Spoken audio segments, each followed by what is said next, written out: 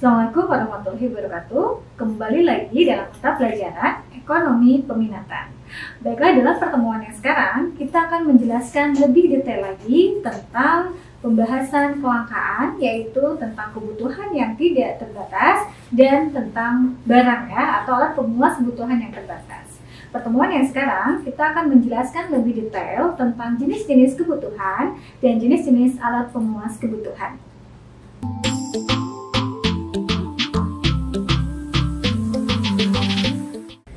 Oke sekarang kita akan bahas tentang jenis-jenis kebutuhan.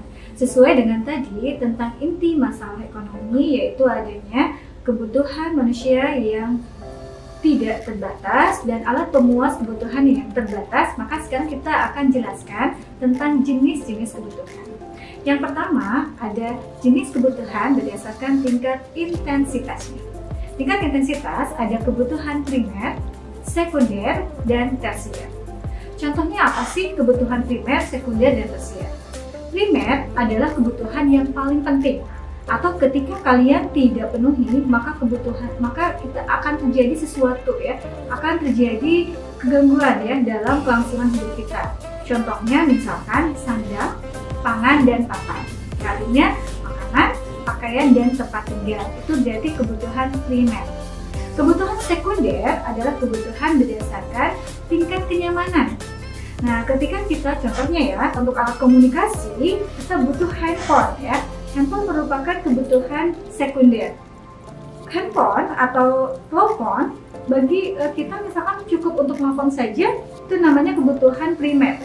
Tetapi bagi sebagian orang, misalkan sekarang handphone kalau tidak ada fasilitas-fasilitas lain, misalkan kurang nyaman maka kita misalkan membeli handphone yang seri berapa gitu Nah, itu berarti handphone termasuk kebutuhan sekunder. Yang ketiga adalah kebutuhan tersier. Kebutuhan tersier berhubungan dengan kebutuhan yang bergengsi atau kebutuhan mewah. Contohnya misalkan mobil mewah handphone yang misalkan harganya sampai mencapai 15 juta gitu Nah, itu berarti kebutuhan tersier. Yang kedua, jenis kebutuhan selain primer adalah selain berdasarkan tingkat intensitas, ada kebutuhan berdasarkan waktu.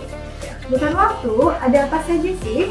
Ada kebutuhan berdasarkan sekarang dan ada yang masa yang akan datang. Sekarang artinya kebutuhan yang wajib kita penuhi sekarang, artinya tidak bisa ditunda lagi.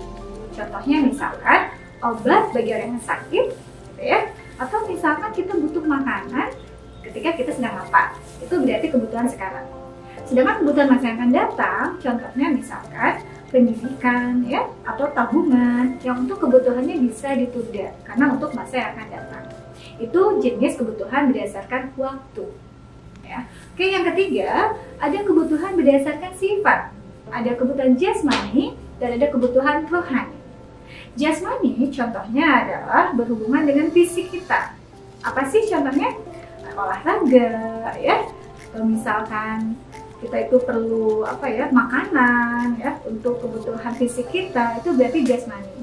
Sedangkan rohani adalah hubungan dengan fisikis kita. Contohnya seperti rekreasi, ibadah, ataupun berdoa untuk kebutuhan rohani kita. Itu salah satu jenis-jenis kebutuhan. Untuk kebutuhan yang lainnya, silakan bisa kalian pelajari di sumber-sumber yang lain. Sekarang kita akan bahas tentang goods atau barang atau alat pemuas kebutuhan yang terbatas. Ada apa aja sih jenis-jenis barang? Nah, sama seperti kebutuhan, barang ada beberapa jenisnya. Pertama, berdasarkan cara memperoleh. Ada barang ekonomi dan ada barang bebas. Barang ekonomi adalah barang yang cara perolehannya itu penuh dengan pengorbanan. Contohnya misalkan makanan, kita harus beli, pakaian, atau misalkan barang-barang yang lainnya yang harus kita keluarkan dengan uang itu barang ekonomi. Kalau barang bebas, contohnya barang yang tidak perlu dengan pengorbanan. Contoh misalkan air, udara, sinar matahari, itu namanya berarti barang bebas. Nah, itu contoh barang berdasarkan cara memperoleh. Kemudian ada lagi jenis barang berdasarkan hubungan dengan barang lain. Contohnya barang substitusi dan barang komplementer. Substitusi adalah barang pengganti. Artinya, barang itu bisa digantikan dengan barang yang lain. Contoh misalkan, ketika kalian misalkan mau menulis ya, tidak hanya dengan bolpen, tapi bisa diganti dengan pensil. Nah, itu namanya barang substitusi.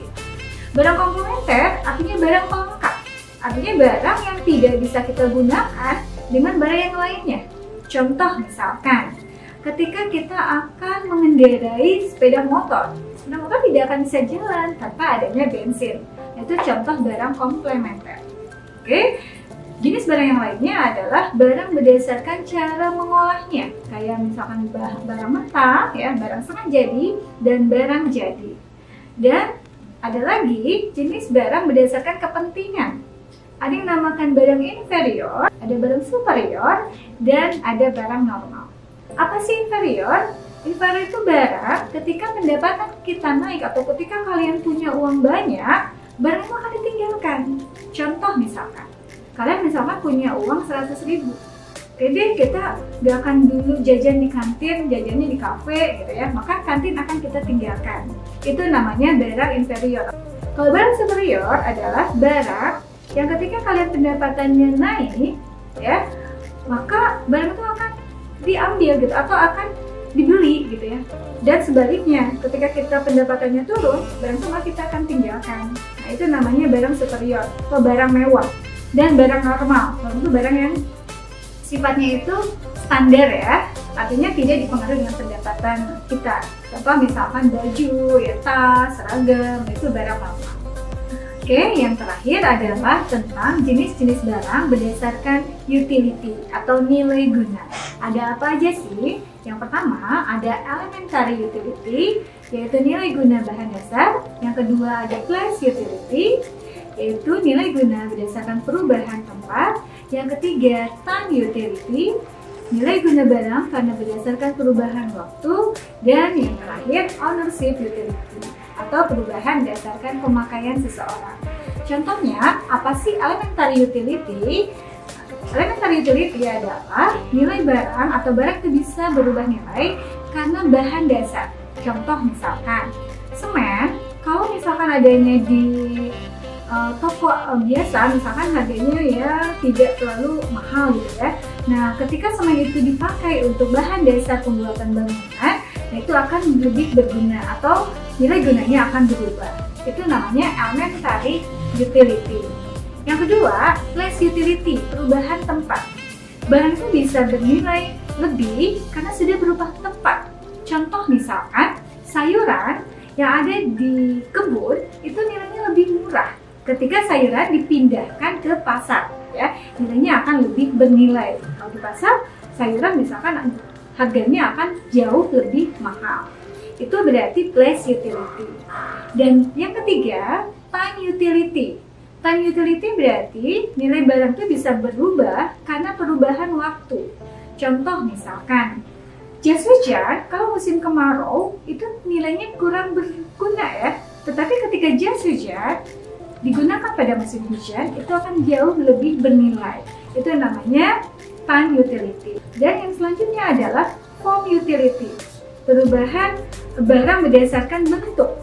Contoh misalkan, kayu yang biasa bisa berubah nilainya ketika sudah berbentuk meja. Meja jauh nilainya akan lebih mahal atau lebih berguna. Itu namanya form utility. Dan yang terakhir, ownership utility. Ownership utility adalah perubahan nilai barang karena dipakai oleh seseorang. Contoh misalkan, stetoskop bagi seorang dokter itu jauh lebih berguna.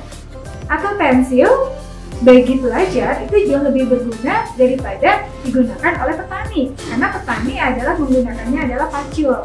Nah itu ya, itu namanya jenis-jenis barang berdasarkan utility. Oke, demikian penjelasan tentang jenis-jenis kebutuhan dan jenis-jenis alat pemuas kebutuhan yaitu goods atau barang.